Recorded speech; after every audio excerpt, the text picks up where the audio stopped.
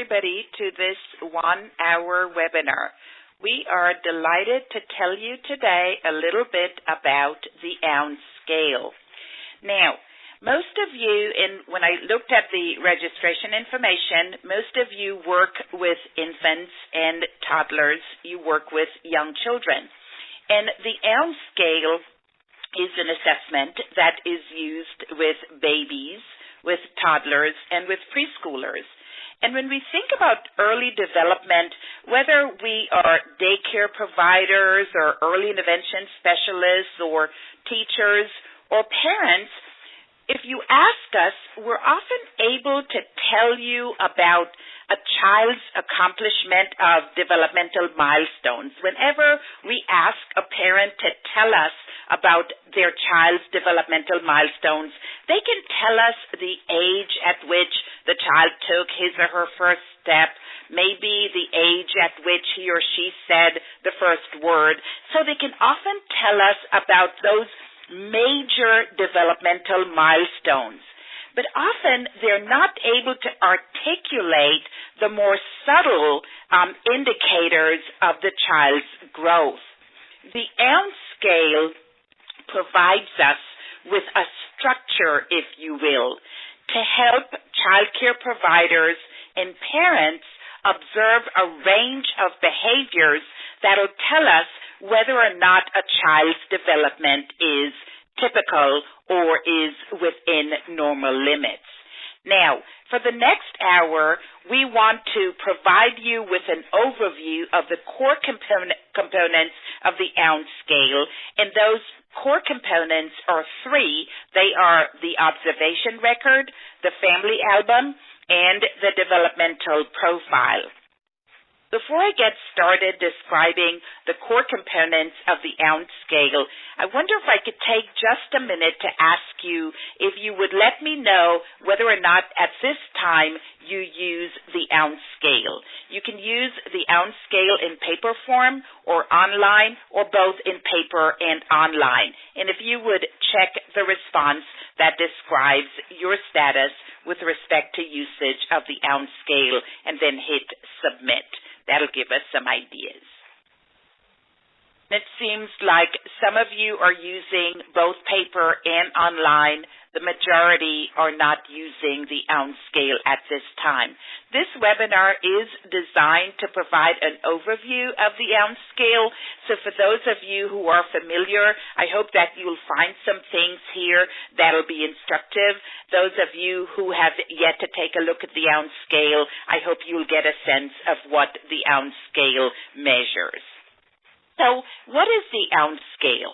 Essentially, if you think about early development, you want to make sure that children are developing according to expectations. We're thinking often about age expectations. What do you expect the typical child 3 months old to be able to do with respect to specific indicators? Maybe with respect to language, understanding of language, producing language, maybe with respect to motor development. Are you able to maintain your head erect? You're able to demonstrate that head control. So what are some of the developmental milestones that we expect children to accomplish at certain ages? The ounce scale is a tool that is designed to assess a child's performance of those specific indicators with respect to his or her age. The tool is used with babies starting at 0 months, 1 day, if you think about it, up through 4 months, and going up through 42 months or 3.5 years old. So you're thinking about assessing a child's development, looking at babies and going up through preschool age, if you will. If you think about the ounce scale and you think about the ounce scale as an assessment tool, the ounce scale uses observation to collect the data that will provide the assessment information. If you think about assessment globally, you're thinking about the information that will allow you to describe a child's strengths and a child's needs with respect to a specific criterion. So the ounce scale will use observation to evaluate the development of infants, toddlers, and preschoolers. And if you think about the ounce scale as an observational assessment, the question that you'll probably ask is, well, what exactly will I be observing? What am I looking for? Well, what you're looking for is described in developmental guidelines. What you're looking for will depend on the age of the baby, the age of the toddler. So the developmental guidelines and the developmental standards provide you with the age expectations against which you will compare the performance of the individual child you are observing. So you're thinking about looking at what would be considered to reflect normal or age-appropriate or typical development that would be described in your developmental guidelines and the developmental standards. Then you're using your observational information and you're interpreting the observations that you've recorded for an individual child and comparing your observations, what this child is able to do. You're comparing that to the developmental guidelines and the developmental standards. And really, when you think about any assessment, you're thinking about using the information that you're using the information, whoever is the observer, whether you're thinking about the parent as being the observer, the caregiver as being the observer, you're thinking about those individuals using the information in their everyday interactions with children. So when you're thinking about the ounce scale, think about the assessment of an individual's performance relative to specific expectations, and then thinking about using observations to document a child's performance. So when you think about observational assessment, you're often thinking about observing a child's development and learning over time. So what you'll do with the ounce scale, if you are a caregiver, a child care provider, or a parent, what we do with the ounce scale is we teach you to carefully observe and then to record your observations, to carefully observe what the child is doing. So we're asking you to record all of the information that you're receiving through your senses, information that you're seeing, the things that you're hearing, and we ask you to document that sensory information, and then later you'll evaluate your documentation with respect to the expectations for a child of a certain age. So if you think about the ounce scale conceptually, you're thinking about watching, listening, and you're watching and listening with intention. There are specific behaviors on which you're focused, because you're thinking, well, what would I expect a child 3 months old to be able to do with respect to physical development, for example, with respect to language, with respect maybe to social and emotional development. So you're consistently watching and listening with intention, you're observing the child's behaviors, and then you're interpreting the information to determine whether or not the child's performance at one point in time is consistent with what you would expect of a child that age. So if you think about the ounce scale, and often when we're thinking about observational assessments, we're thinking about observing a child in his or her functional environments. So if you think about young children, you want to think about the environments in which young children typically function. Maybe the home and maybe only the home, or it might be the home and it might be a child care environment.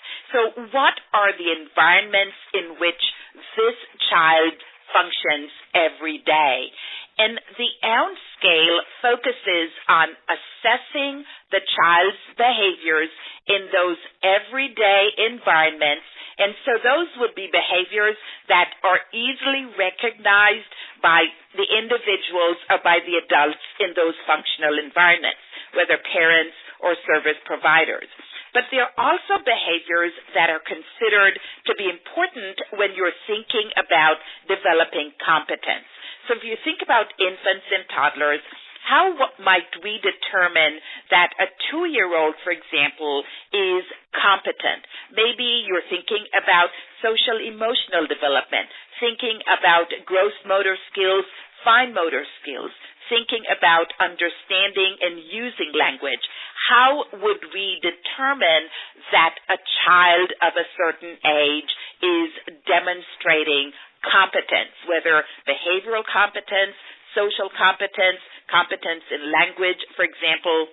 But when you think about any assessment, you're thinking about, first of all, knowing what competence should look like for a child of a certain age, and then assessing the child's own behaviors with that specific criterion in mind.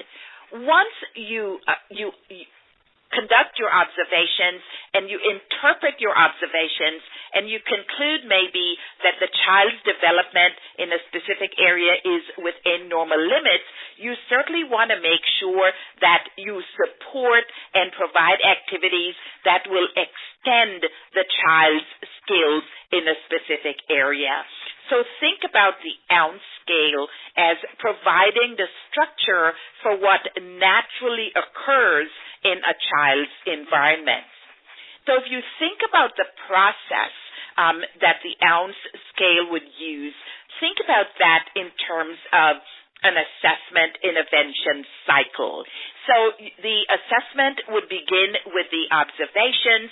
You're observing with intention, you're watching and you're listening, you're recording what you're seeing and you're hearing, you're recording the factual information.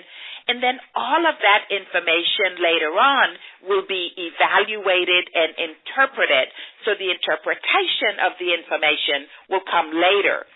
And once you've interpreted your information, you may determine that you need to make some plans in order to support or extend the child's development, or maybe you've determined that the child's development is somewhat delayed in a specific area, and you might make some plans to facilitate the child's development in that particular area. So I think some of the slides that I included in the handout listed the names of the authors of the ounce scale. I'm sure you'll recognize some of these names. Certainly Dr. Sam Mizels, a leading early childhood educator, and also Amy Laura Dumbro, Dot Marston, and then some of the other individuals, Donna Weston and Abigail Jukes. So certainly you can read more about the authors in the ounce scale itself. But one of the things I think we often get asked is, this is a really unusual name for the scale, and why is it called the ounce scale? Well, the reason why this name was chosen was because a large part of the funding for the development of the tool was provided by the Ounce of Prevention Fund in Chicago, Illinois. And I think I mentioned earlier that you can use it in both paper form as well as online. And I'll give you an idea of what the components look like as I work through the presentation here. So just to get us to think about the ounce scale then and how you would use the ounce scale, I want us to take a look at the components of the ounce scale. And I mentioned earlier three elements or three components of the ounce scale. And I think this picture captures what I've described in separate slides in your handout. But I'm going to use this picture to pretty much describe the ounce scale. So the ounce scale consists of three elements. I mentioned the observation record. There is a family album, and then there are the developmental profiles and the developmental standards. Now, each of these and for each of these components is available for 8 different age groups. I mentioned that the ounce scale is used starting with babies at 1 day old, 0 to 4 months, and going up through 42 months. But you'll notice that the components are available for a baby's 1, 0 to 4 months, babies 2, 4 to 8 months, babies 3, 8 to 12 months, and then babies 4, 12 to 18 months. And then there is a toddler version starting at 18 months and going up through 36 months.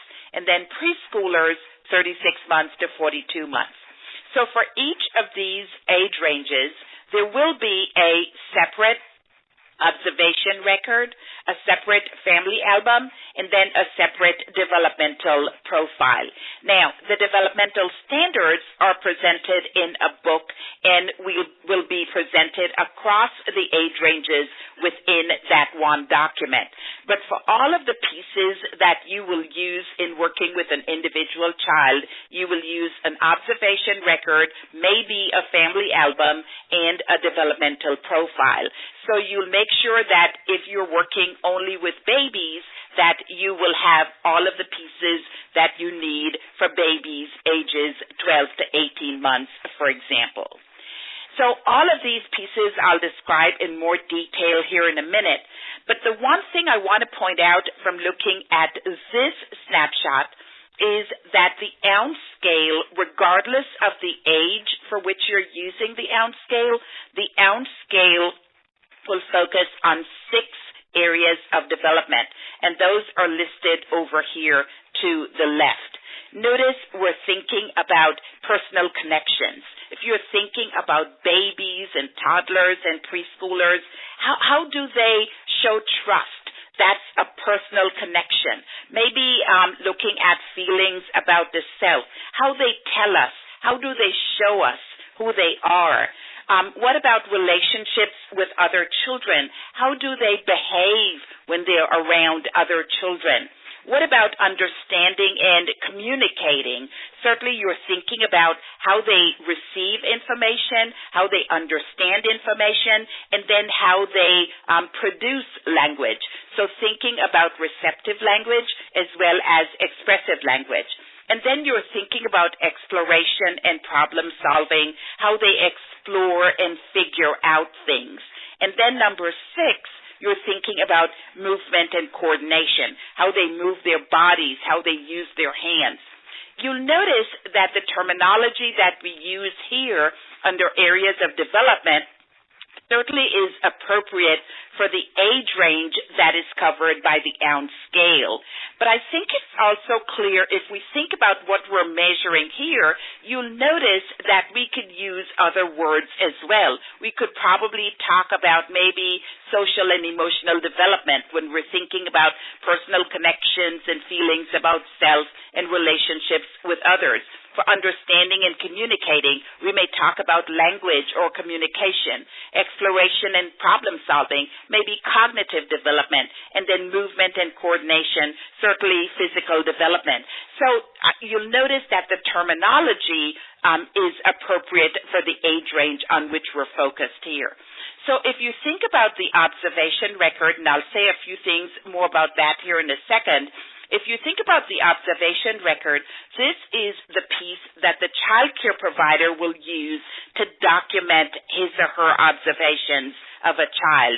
The family album is exactly what is implied by the name. It's a piece that is used by the family so that the family can document the child's development. So the family album is the family's tool for collecting information, and the observation record is the program provider's tool for collecting information about the child. And then the child care provider will take all of the information from the home environment, from the daycare environment, and will compile all of that information in the developmental profile.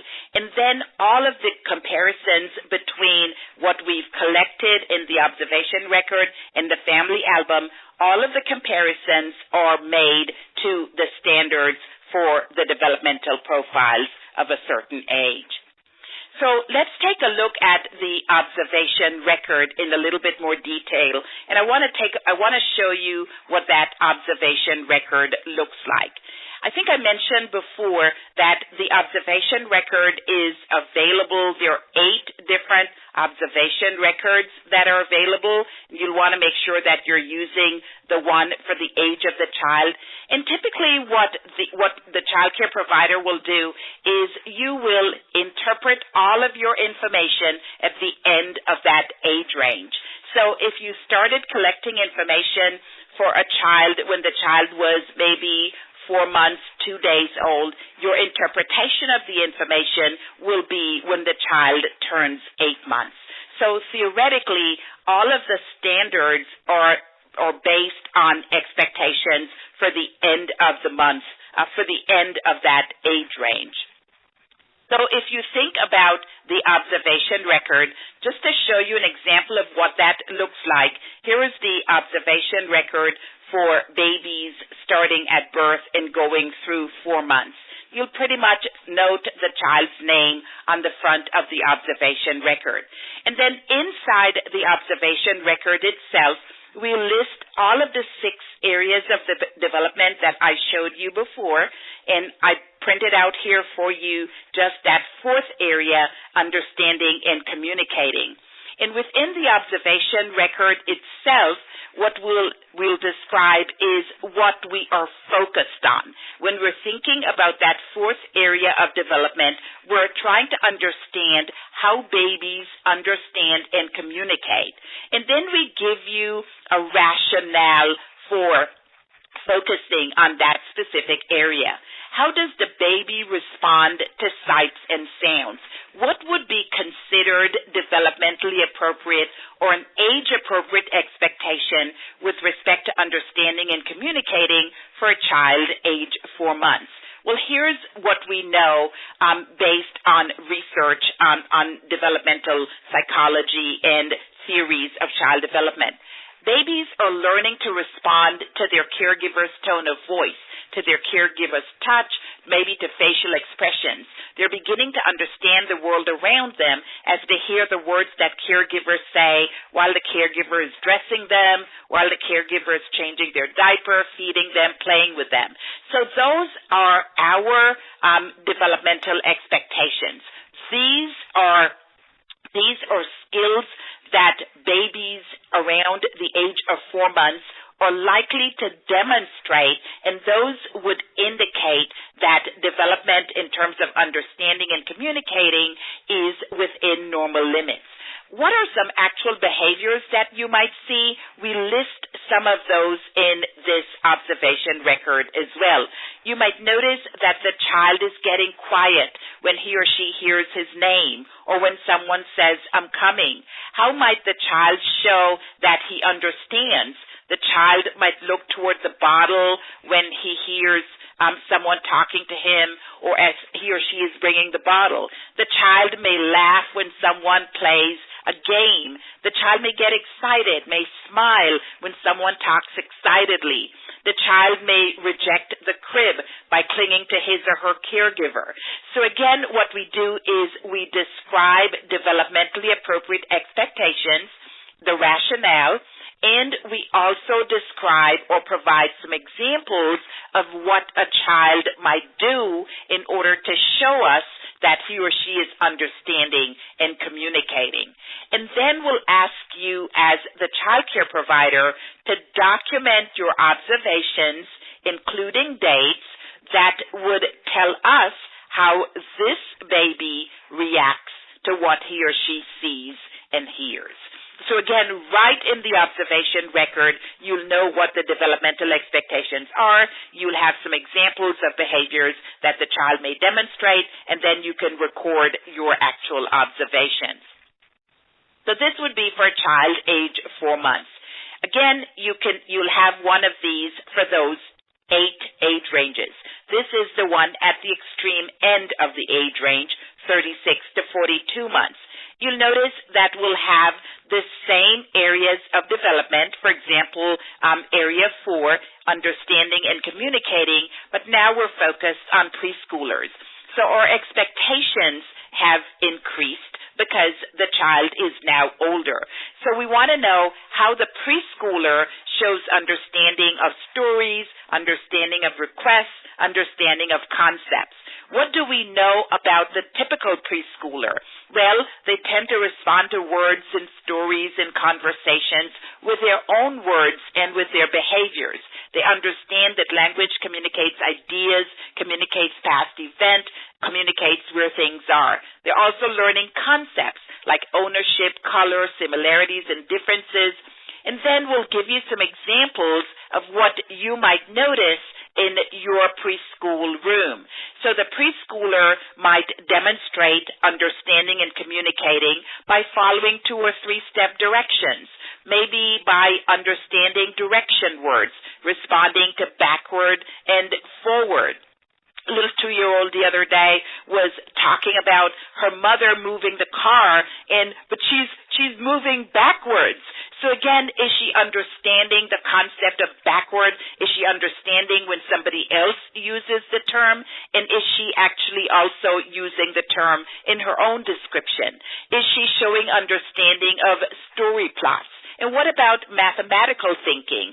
Is she showing understanding of math concepts like the concept of number? If you tell her to bring 2 cookies, is she able to do that?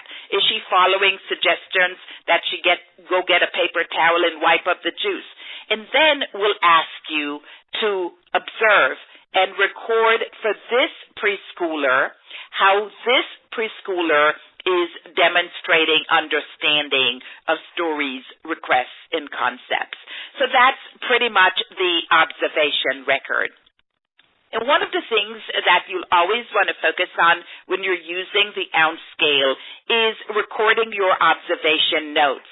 And certainly, as I showed you, there's space in the observation record itself for you to document the notes, or you might choose to document on maybe a Post-it note or some other form, some other method that you would want to use to document observations.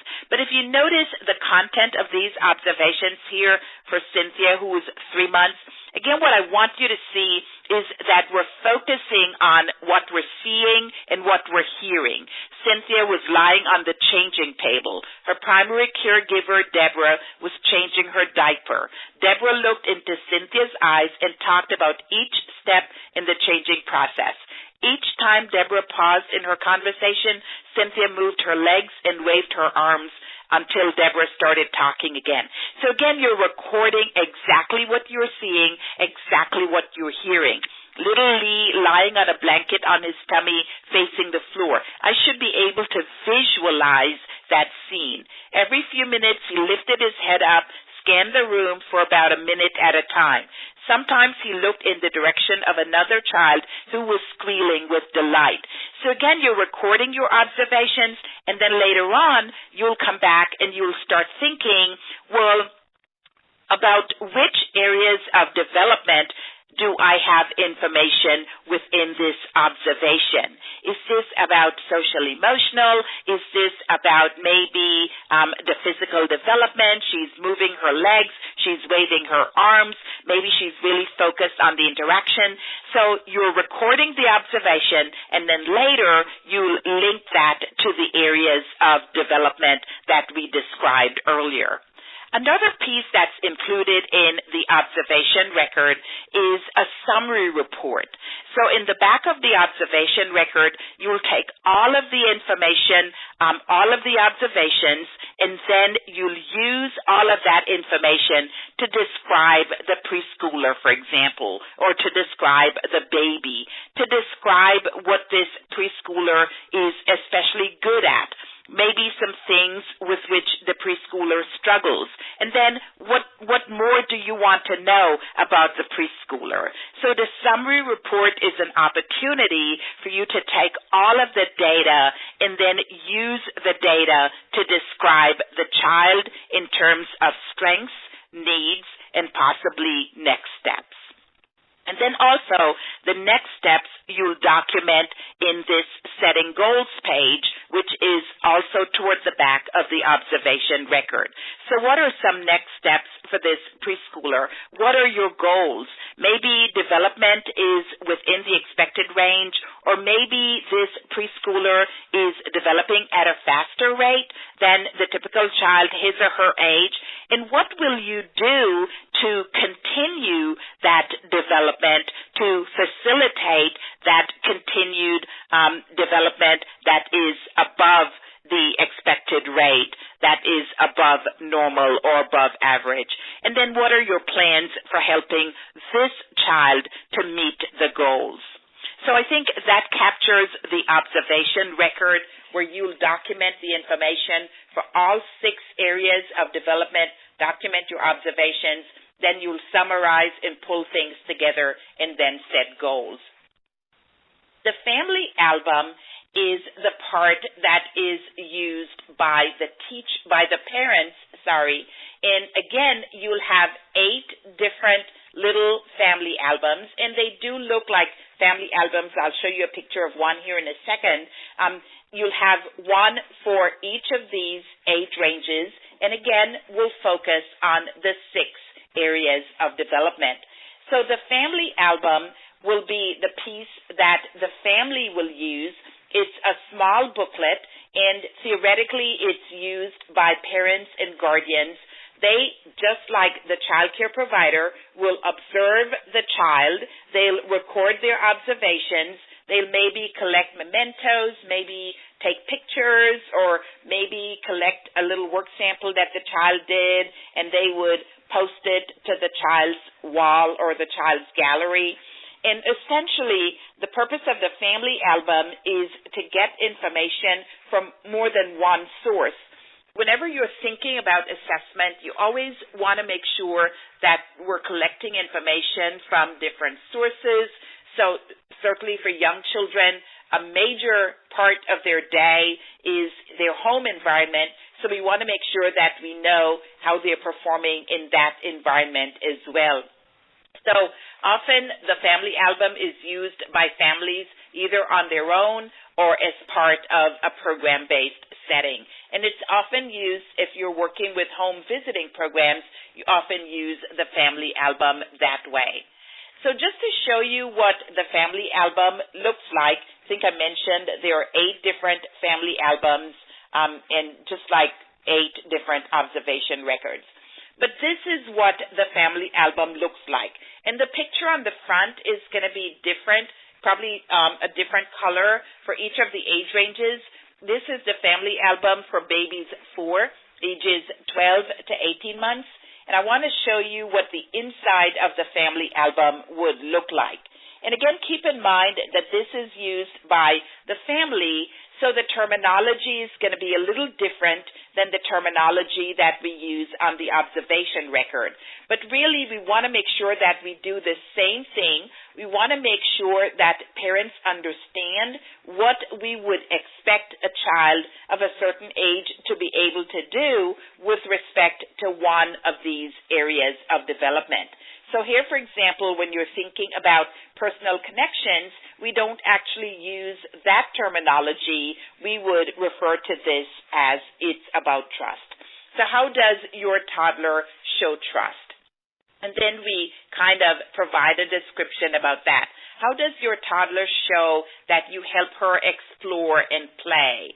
Maybe you're thinking about how when the child feels safe, your toddler needs to feel safe.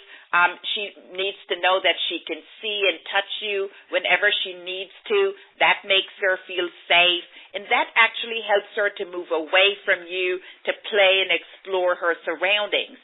So what are some things that the child might do that would lead you to understand that she feels safe? She trusts that when she comes back, you will still be there. Well, she may bring toys to you and then pile them on your lap. She may make her way over to where you're sitting. She may stand there briefly and then go back to the sand pile. She may look to you for a confidence booster, such as a smile or a wave, before going off to play with a friend in another room.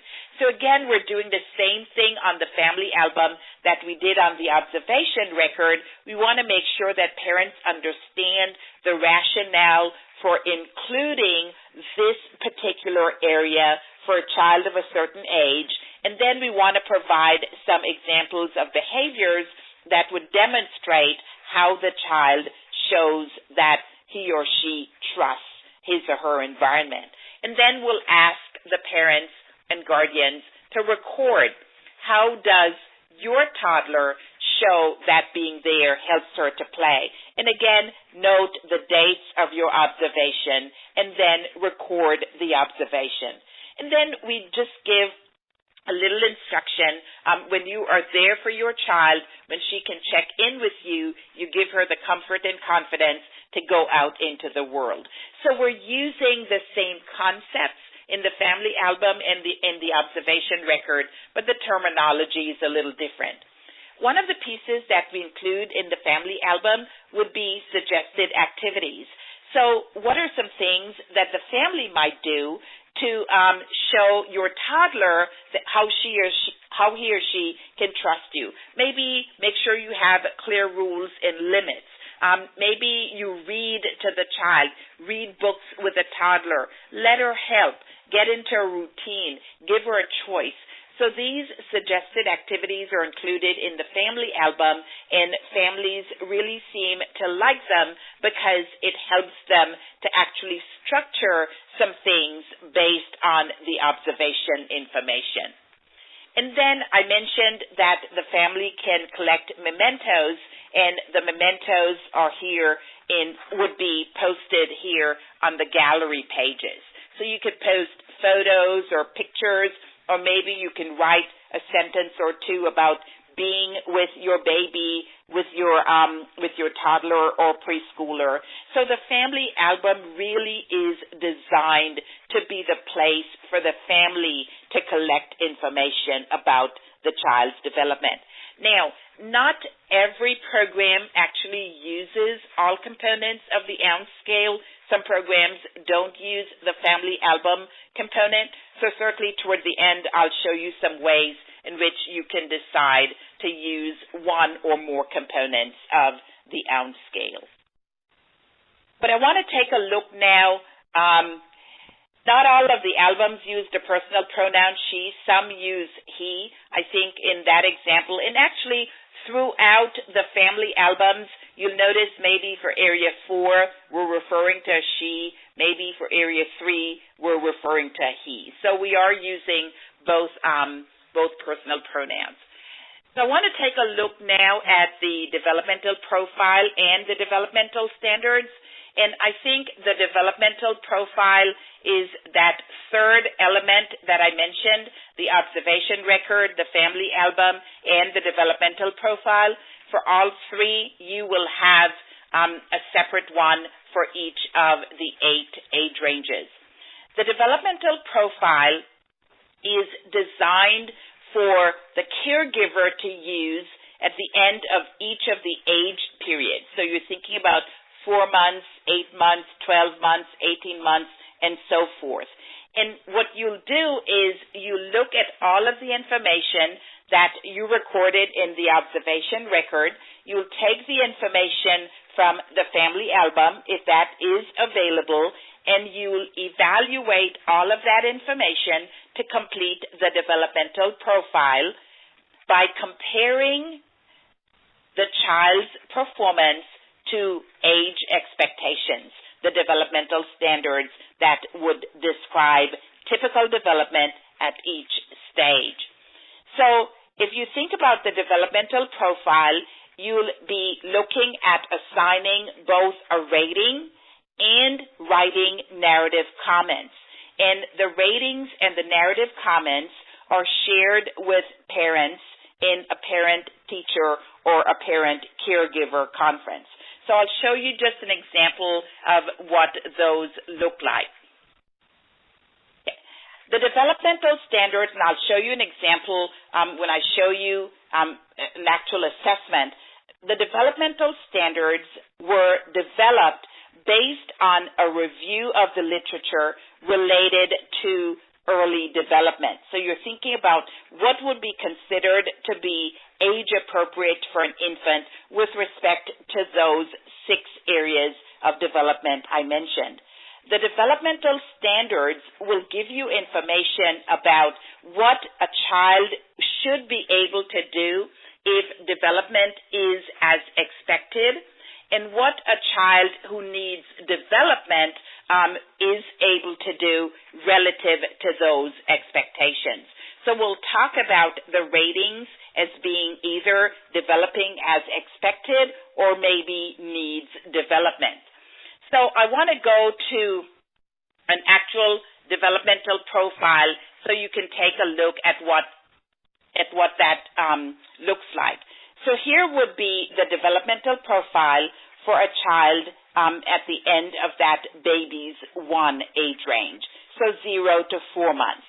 So again, you're thinking about looking at all of the information from the observation record, from the family album, and then determining whether or not the child was able to respond to familiar adults, for example. Does the child show awareness of unfamiliar people? And what you'll do is you'll go to the appropriate pages, page 7 and page 8 in the Developmental Standards book, and you'll look under what we describe under as expected. If all of the observations for this 4-month-old indicate that the child's personal connections are developing as expected, you would assign a rating of developing as expected. Or you may determine that the child actually needs development because he or she is not able to do what the typical 4-month-old is able to do with respect to this area of development. And then next to each of the broad areas of development, you will write comments to tell us what the child was able to do and what you would like to continue to work on to ensure that the child will continue on that same trajectory. Or maybe that we want to make sure that we get the child to maybe catch up if you concluded that the child needed development in a certain area. And then you'll have the same for each of the different age ranges. You can also have this same developmental profile. You can complete that with our online system. So here, for example, is a report that I generated for a child at the end of the 8 to 12 month age range. And notice that development is as expected. And then I wrote some comments under here that were related to social and emotional development. And then you'll do the same thing for communication and language, looking at understanding and use of language, and the same thing for cognitive development, the exploration and problem solving, and then the last area, which is physical development.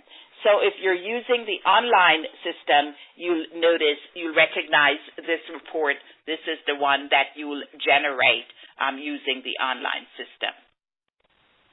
So essentially, the way that you'll use the developmental profiles and standards is you will review all of the observational information, whether it's from your center-based environment or your child care environment, the daycare center, or from the family, the home environment.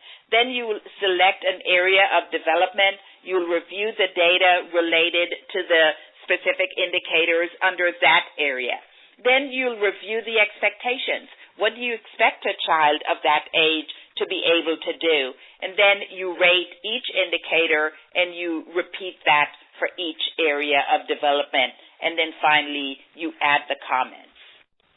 So just to show you a sample record, which I hope will kind of summarize everything I've talked about for us, this sample record is for a toddler ages 24 months, and this would have been completed at the end of that age range, 18 to 24 months. And we looked at the observation record as well as the developmental profile. But the first thing that you want to consider when you are even beginning to collect your observational information, you want to have a sense of developmental expectations. What exactly will you expect your group of children when they turn 24 months, what exactly will you expect them to be able to do with respect to those 6 areas of development? For that information, you'll go to the developmental standards. So I just pulled out one for us to look at here, but you'll have this same information for all of the 6 areas of development. So if we look at social and emotional development, for example, that first area, personal connections, it's about trust. I'm going to look first at this indicator, seeks the support of familiar adults to try things. Now, what are we expecting? What is the typical 24-month-old able to do with respect to seeking the support of familiar adults to try things? Well, they depend on having the adults who are important to them in view while they're playing, while they're exploring, while they're trying new activities. So that is developmentally appropriate. They've gone through the attachment phase. They're now separating, but as they're separating, they need to know that when they come back, you'll still be there. They're developing trust in their environment. So they're becoming increasingly mobile, and that increased mobility allows them to explore more actively and do more things independently. Still, they need to be close to the adults who are important to them so that they can feel secure about moving away. So what are some examples of what you might see? So in the developmental standards, we tell you they might start moving toward the room where the toys are kept, but you might notice that they're coming back to a familiar adult several times before they finally enter the room. You might notice that they're exploring the water table while the mother is sitting nearby, but they stop playing, they might protest loudly, they follow her when she moves toward the door to leave. You might see that they're pulling the face of a caregiver toward them when she begins to talk to someone else, or they might want to eat the food from the caregiver's plate. So again, all of these behaviors would tell you that the child's ability to trust is developing as expected. So again, when you look at your observational information, you want to come back to these behavioral descriptions that'll give you a sense of what would be considered age appropriate. Now, some other things the child might do, bringing toys to a familiar person, crying when they cannot have the caregiver all to themselves, handing a piece of their cookie to a familiar person, trying to slide at the park after sitting beside their caregiver for a while. So a number of behaviors that you might observe. But what about for that same 24-month-old, thinking about that same indicator, it's about trust? What are some behaviors that might indicate to you that the child needs development in this area, that the child's development of trust is maybe somewhat delayed relative to the expectations for a 24-month-old? So maybe the child is refusing to try any of the swings, even though they've been begging to go to the park earlier. They might refuse to leave the side of the caregiver or parent, even to play with toys that are clearly of interest. They may pull the caregiver along while looking at the books on the bookshelf. So the child wants to explore, but they don't want to explore in the absence of the caregiver. So they're not yet exploring independently. They might cry loudly when the caregiver or teacher can't sit with them. They keep asking for a drink of water or for something else to keep you from leaving them. So again, you want to take a look at behaviors that would indicate that development is age appropriate, or maybe development is somewhat delayed relative to age expectations. So for little Kadaro, his child care provider described in the observation record how the toddler shows this is the family album piece, how the toddler shows trust. And the parents wrote, he brings me toys that he plays with, and he shows me how the toys work. So again, the parents will write down how the child actually shows trust. They may provide some additional information from the gallery. The parents wrote some information about Kadaro. He has a really good relationship with his sister and with me, his mother. We play together, sleep together, we eat together. He's a very helpful son and brother. He helps around the house. So again, the gallery is used to record information, about the child, or maybe to post pictures, as the parent did here, Kenya, the mother, with Kadaro. And then here another picture that she labeled Kadaro on the move. So again, if you're thinking about this particular picture, what does this picture tell you about physical development, maybe gross motor skills, and how might what you're seeing here compare to what you see in the daycare room, or how he behaves when he's with you? So some of the same information you will capture in the observation record for Kadaro. So again, when you look at the information that the child care provider entered in the observation record, notice that again you'll have the information about the rationale, some examples. Maybe here the child care provider circled some of the ones that she noted, and here are the observations. He played on the loft slide. He glances back at me to see if I'm watching him.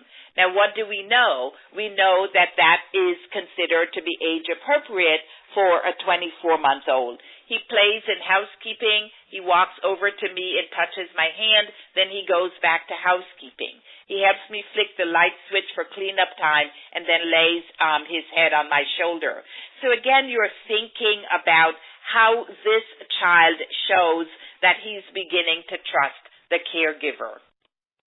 And then on the summary report, you will take the information from the observation record and the family album to describe Kadaro, and then you will set goals based on all of the information. And then you will complete the developmental profile, and here's the developmental profile for the 24-month-old.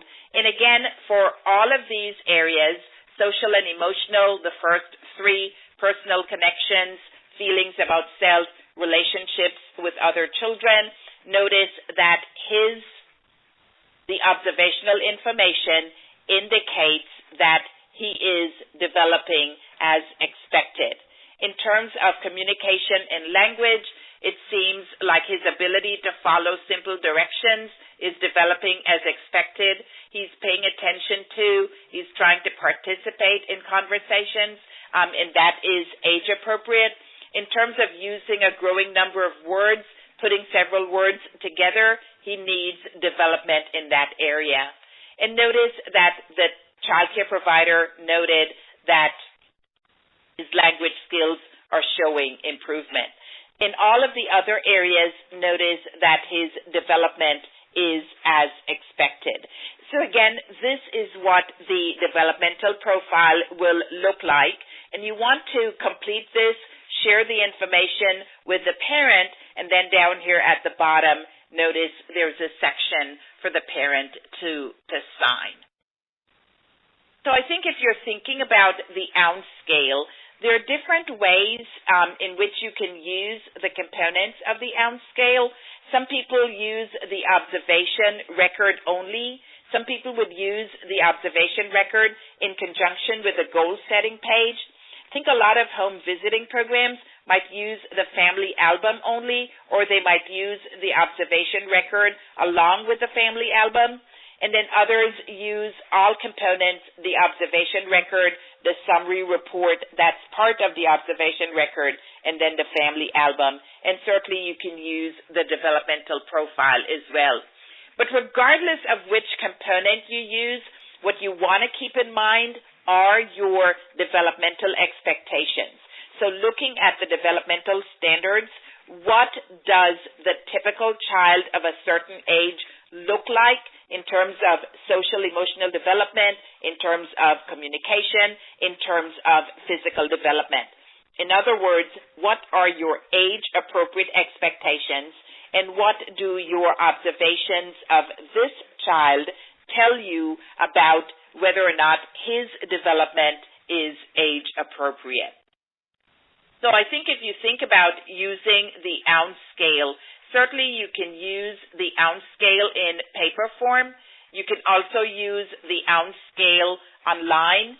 And those of you who are using, you're familiar with our website, which is ounceonline.com. You will have a username and password that you'll use to access the system. And really on the online version of the ounce scale, you will see the same components that you have in paper form. In paper form, you will have, if you have ounce for the entire age range, you'll have the 8 family albums, you'll have the 8 different developmental profiles, 8 observation records. Here, with this platform, you can access all of that information, all of the information for developmental profiles. They could print those out from the developmental profiles section. The report I showed you, I was able to create using the reports tab. But here, the evidence section, here is where you would document your observations that on paper you would document on the observation record. And then you will manage your observations, linking your observations to specific areas of development. So, for example, on this one, maybe you're entering your evidence. This is the date of the observation. Here's a title for the observation. Maybe the observation is for little Alex. Maybe Brianna was part of that observation as well. Then you enter a description, describe what you saw, what you heard. And then what you want to do is you link your observation to different areas of development. So notice, for example, if your observation focused on personal connections, it's about trust. If you want to know what would be age appropriate for Haley, for whom this observation is recorded, you can click on the guidelines right here, and all of the information that is in the developmental standards book for a child of Haley's age will come up in a different window so that you know exactly what would be considered appropriate, so that you could say the child is developing as expected, or maybe the child needs development in that area. And then there are a number of reports that you can generate. Certainly the observation record itself you can generate. You could print the developmental profile, and then you can print that summary report, that summary page that I showed you. You can generate a profile for all of the children in your class, and then you can look at the outcomes for all of the children in your class. So again, a number of different components when you're thinking about the paper version as well as the online version. So I think just to wrap this up, and let me just see if there are any questions in here. I think I addressed one question. If there are any other questions, my email address is here, so do send them my way. But in terms of the ounce scale, I think certainly we hope that you'll see that it really helps you to maybe structure your expectations depending on what's considered to be age appropriate or developmentally appropriate for a child of a certain age. Certainly allows us to connect with children. We're able to evaluate children's development relative to age expectations. And theoretically, once you understand a child's development relative to what's considered age appropriate, we know maybe we need to intervene as early as we can. I think the data allow us to set goals and plan activities. I think certainly the relationship with the parent is a powerful piece when we're thinking about using the family album in conjunction with the observation record. So certainly that family engagement is an important component of the ounce scale. Okay, If there are any additional questions that come up, please do send them my way. My email address is here. But we thank you so much for joining us for this overview webinar, and we look forward to having you join us in the future for some of our other webinars. Thanks so much, everybody.